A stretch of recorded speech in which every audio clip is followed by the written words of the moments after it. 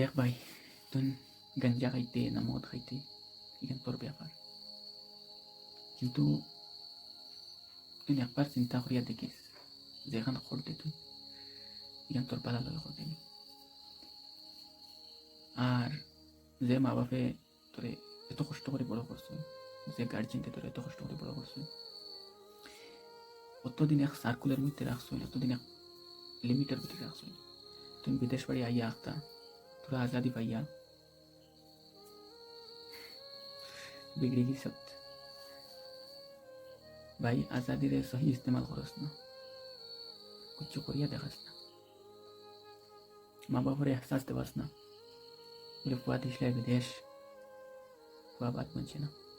তুমি তাই নিজে নতদিন মেহনত করছো, মেহনত বেকার গেছে না ভাই। একবার এহসাস দেবা, হয়তো তুই যে সময় টানটানোর জায়গা যাইবে তখন তুই নিজে তোর সরুতায় তোর এহসাস দেবাইব।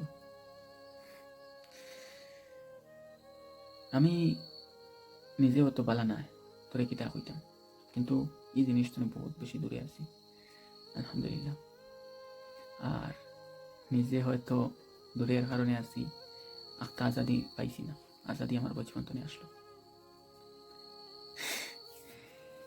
কোনোদিন গুসা করিয়া গুসারে বুঝনেওয়ালা কেউ আসলা না, সিম্পেতি দেখানেওয়ালা কেউ আসলা না। ভাত খাইতাম না খোয়ার বাদে, যা ক্ষতি লগিয়া খাইবার দরকার নেই। গুসা করলে উল্টা বাড়ি হইতো,